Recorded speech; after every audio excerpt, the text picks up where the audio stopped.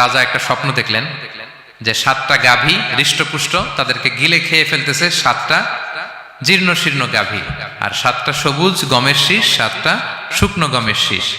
এই অদ্ভুত স্বপ্ন দেখে উনি হয়রান, ঘুম ভেঙে গেল, ডাকলো সবাইকে, কেউ স্বপ্নের ব্যাখ্যা বলতে পারে না। সবাই বলতেছে আদগাস আহলাম, এটা অলীক স্বপ্ন, এর ব্যাখ্যা আমরা জানি না। তখন একজন বলল, রাজার যে সাকিল মালিক, সে বলল একজন আছে জেলখানায় আমার সাথে পরিচয় হয়েছিল, তার নাম ইউসুফ, ও পারবে। ইউসুফ আলাইহিসসালামকে বলা হলো, ইউসুফ আলাইহিসসালাম ব্যাখ্যা দিলেন, 15 বছরের মাস্টার প্ল্যান জানাই দিলেন রাজাকে। কয় বছরের? উনি বললেন যে প্রথম 7 বছর কি করবা, ক্বালা তাজরাউনা সাবআ সিনিনা দাআবা। প্রথম 7 বছর উনি বললেন যে একটা দুর্ভিক্ষ আসছে, ভয়ঙ্কর দুর্ভিক্ষ, ড্রট। এই দুর্ভিক্ষের কারণে গোটা বিশ্বে খাদ্য সংকট দেখা দিবে। নেক্সট 7 ইয়ার্স মিশরের সব জায়গায় কাল্টিভেটেড ল্যান্ড যেগুলো আছে চাষ করতে হবে ইচ্ছে মতো। এই 7 বছর চাষ করতে হবে, খেতে হবে কম, জমায় রাখতে হবে বেশি। এরপরের 7 বছরে কোনো বৃষ্টি হবে না, মারাত্মক দুর্ভিক্ষ, মাটি ফেটে চৌচির, পানি নাই কোথাও। ওই জমিয়ে রাখা প্রথম 7 বছরের খাবার দিয়ে পরের 7 বছর আপনাদেরকে ট্যাকেল দিতে হবে। এরপরে 7-7-14 শেষে 15তম বছরে প্রচন্ড বৃষ্টি হবে, সুজলা সুফলা, শস্য শ্যামলা হয়ে যাবে মিশরের অলি গলি সবকিছু। তাহলে প্ল্যান করলেন, মাস্টার প্ল্যান করলেন কয় বছরের? 15 বছর। রাজা শুনে তো অবাক, বলতেছে সর্বনাশ, এই লোক কোথায় ছিল? নিয়ে আসতে চাইলেন, উনি বললেন না, আমি বেরোবো না, আমাকে মিথ্যা অপবাদ দিয়ে কারাবরণ দেওয়া হয়েছিল, আগে ওটা সেটেল করেন। ওটা সেটেল করা হলো, গোটা মিশরবাসী জানলো, বিনা অপরাধে কারাবরণ। এরপর উনি বেরোয় আসলেন। সাথে সাথে রাজা বলল, আপনাকে আমি আমার একেবারে কাছের লোক, ব্যক্তিগত সহকারী বানাবো। উনি বললেন না, ইন্নী হাফিজুন আমিন, আমি হচ্ছি হাফিজ, যে কোনো জিনিস ভালো প্রিজার্ভ করতে পারি। এই যে আলনি আলা খাজাইনিল আরদ, আপনি আমাকে ফিনান্স মিনিস্টার বানান। তার মানে অনেক সময় নিজের ঢোল নিজের পেটাতে হয়। যখন দেখবেন যে না, আশেপাশে যেগুলো আছে এগুলো সব হচ্ছে বোকা শোকা, এরা দায়িত্ব নিলে শেষ করে ফেলবে, ওই ক্ষেত্রে নিজের ঢোল নিজে পেটানো জায়েজ। তো ইউসুফ আলাইহিস সালাম দেখলেন যে আমি যদি এটার রেসপন্সিবিলিটি নেই, তাহলে এই মাস্টার প্ল্যান আমি বাস্তবায়ন করতে পারবো। উনি বললেন, আমাকে ফিনান্স মিনিস্টার অফ ইজিপ্ট বানান, অর্থ মন্ত্রণালয়ের দায়িত্ব দেন। দেয়া হলো ওনাকে, এবং রাজাও দেরি করলেন না, মুহূর্তের মধ্যে ফিনান্স মিনিস্টারের দায়িত্ব দিয়ে দিলেন। এটাকে বলে ম্যারিটোক্রেসি। ইংরেজিতে কি বলে? ম্যারিটোক্রেসি, মানে পদ দেয়া হবে ম্যারিটের ভিত্তিতে। সিঙ্গাপুরের 3টা বা 4টা ন্যাশনাল পলিসির মধ্যে একটা হচ্ছে ম্যারিটোক্রেসি। তারা এত আগায় যায় কেন? ছোট্ট সিঙ্গাপুর আগায় যাচ্ছে এত। তারা ওই জোহর বারু থেকে পানি নিয়ে ওইটারে প্রসেসিং করে ড্রিঙ্কিং ওয়াটার বানায়, আবার জোহর বারুর কাছে ড্রিঙ্কিং ওয়াটারের বোতল বিক্রি করে। কিন্তু পানি নিয়েছিল কোত্থেকে? জোহর বারু থেকে। জোহর বারু থেকে নিয়ে রিফাইন করে মিনারেল ওয়াটার এবং ড্রিঙ্কিং ওয়াটার 2 ধরনের বোতলজাত করে ওদের কাছে 3 ডবল দামে বিক্রি করে।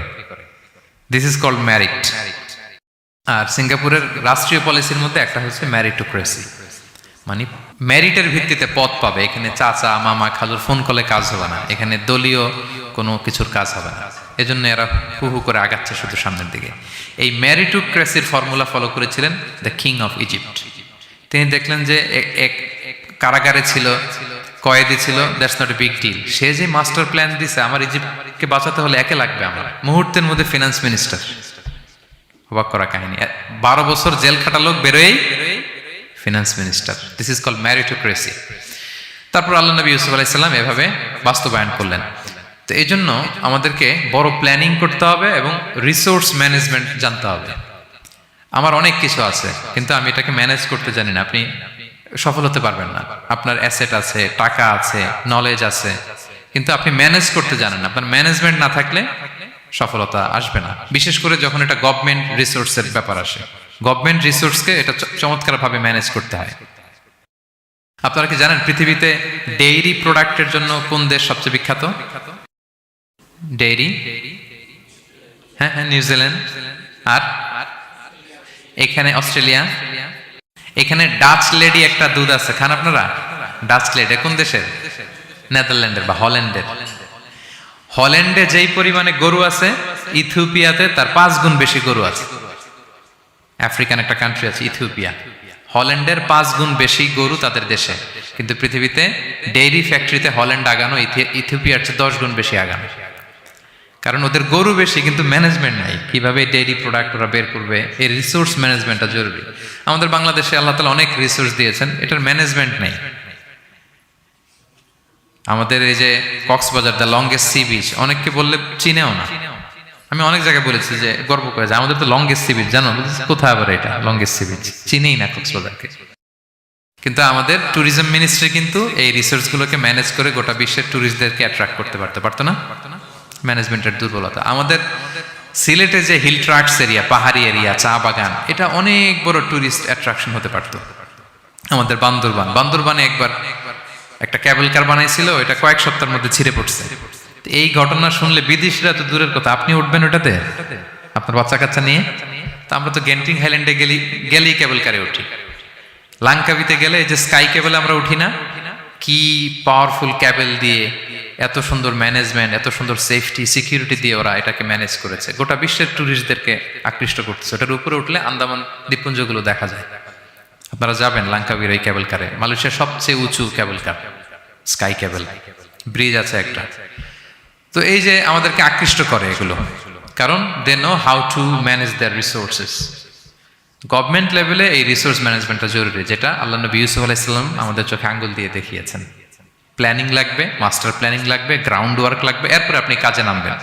যে কোনো বড় কাজ করার আগে, যেহেতু আপনারা ব্যবসায়ী, তো আমি তো ব্যবসা বুঝি না, একটু জাস্ট শেয়ার করতেছি আর কি আপনাদের সাথে, যদি কাজে লাগে আপনাদের। যে কোনো বড় প্রজেক্ট করার আগে সর্ট অ্যানালাইসিস করতে হয়। নাম শুনেছেন না আপনারা? হ্যাঁ, সর্ট নাম শুনেছেন? আজকে শুনে যান, SWOT, সর্ট অ্যানালাইসিস করতে হয়। S for strength, W for weakness, O for opportunities, T for threats. আপনি একটা বড় কাজ করার আগে সর্ট অ্যানালাইসিস করতে হয় যে আমার এই কাজের স্ট্রেংথ কতটুকু আছে, আমার উইকনেস কি কি আছে, কি কি সমস্যা হতে পারে, এরপর অপরচুনিটিস কি কি থাকতে পারে, তারপর এই কাজ আমি দাঁড় করালে, প্রজেক্ট দাঁড় করলে কি কি থ্রেট আমাকে এখানে বাধাগ্রস্ত করতে পারে। এই গ্রাউন্ড ওয়ার্ক করার পরে এরপর আপনি বড় মাস্টার প্ল্যান নিয়ে আপনার প্রজেক্ট শুরু করবেন। প্ল্যানিং বড় প্রজেক্টের জন্য অনেক জরুরি, এবং রিসোর্স ম্যানেজমেন্ট, বিশেষ করে গভর্নমেন্ট রিসোর্সের ক্ষেত্রে এটা খুবই জরুরি। এবং আল্লাহ নবী ইউসুফ আলাইহিস সালামের জীবনী থেকে এই লেসন কিন্তু আমরা পাই। এই পয়েন্টটা কি ক্লিয়ার সবার কাছে?